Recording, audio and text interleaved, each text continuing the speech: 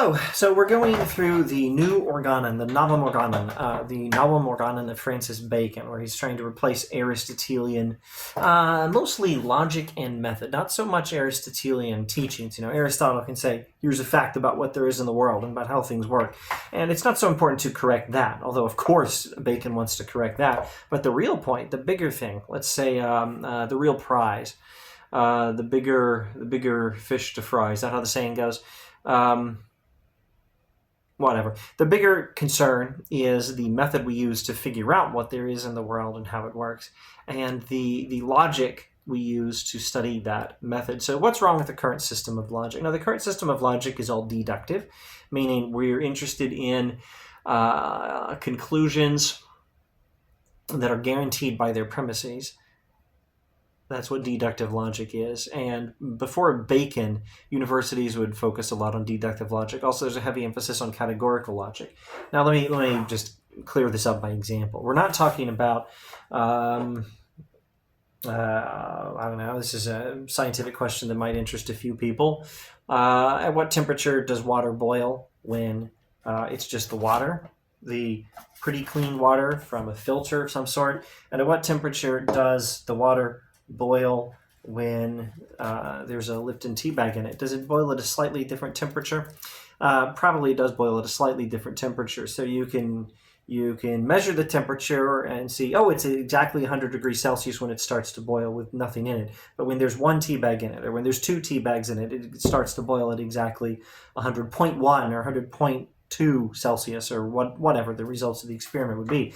And you can do that and repeat the experiment 5 times, 10 times, 20 times. Then you can conclude when you have this sort of thing in water, it boils more slowly, and you can make some rough calculations of how it works and how much leaves you have to put into the water to make it boil at a higher temperature of so many degrees Celsius or whatever. You can do this sort of thing. This is inductive reasoning. You're making a general conclusion about how water boils and in what circumstances it boils at what sort of a temperature. And you do that by studying particular cases, and you reason from particular examples to universal conclusions about how water always works. That's inductive logic.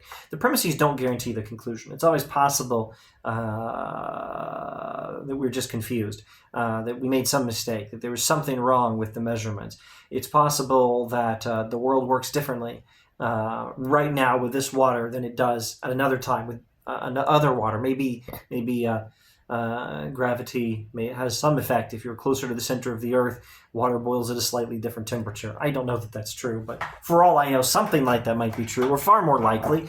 The water from the filter that went through this tea kettle is boils at a slightly different temperature than water from another source because it's not completely distilled. There's some chemical already in it. So there are some issues with reasoning, as we call it, inductively from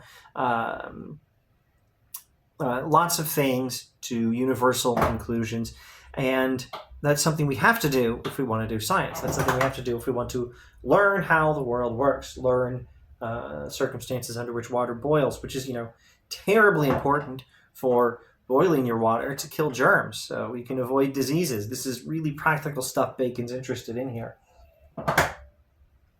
He wants science to build a better world. All right. Deductive logic is not like that. With deductive logic, you start with you start with premises that guarantee the conclusion, which means, interesting little thing about deductive logic, all the information in the conclusion is always contained in the premises. So deductive logic is useful not for learning new things. Deductive logic is useful for just forcing us to agree with something that we already knew, at least implicitly. The present system of logic rather assists in confirming and rendering inveterate the errors founded on vulgar notions than in searching after truth, and is therefore more hurtful than useful. So the present system of logic is deductive. Oh, I was going to give an example. Right, so I'm trying to give an example of inductive logic, and I went off on this whole little miniature lecture on philosophy of science, I guess. Inductive logic means something like, 100 times I tested the boiling of water and it boiled at 100 degrees Celsius, but 100.01 degrees Celsius when there was a tea bag in the water. Therefore, I conclude, blah, blah, blah, this is how water boils. That's inductive logic. Deductive logic, in the style used in the universities, that Bacon is critiquing is going to be largely categorical syllogisms. And that's going to be stuff like all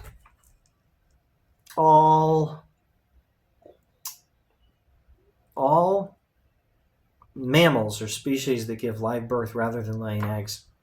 All bovines are mammals, so all bovines are species that give live birth rather than laying eggs.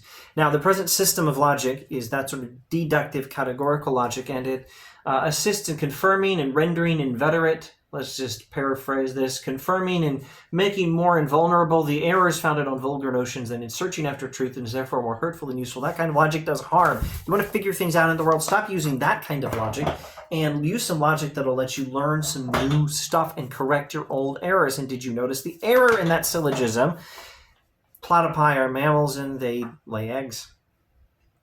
The syllogism is not applied to the principles of the sciences and is of no avail in intermediate axioms, as being very unequal to the subtlety of nature. It forces assent, therefore, and not things. One more observation, and then I'll shut up for this video.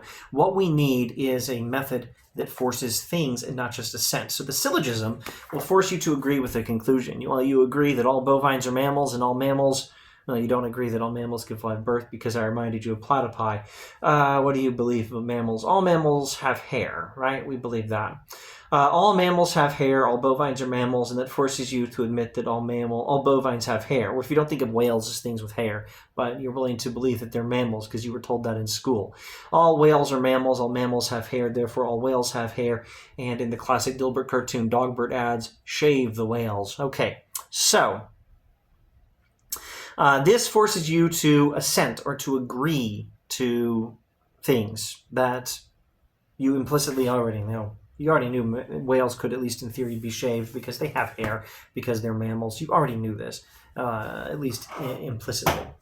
What we need is a science that will force things, that will do stuff in the world, move things around, change things in the world so we can learn how it works through experiencing it. What we need is a system of discovery and a logic that explains how that system works so that we can then do that and then learn new stuff and not just keep doing syllogisms on old stuff where we're not learning anything new and we're not even correcting our mistakes.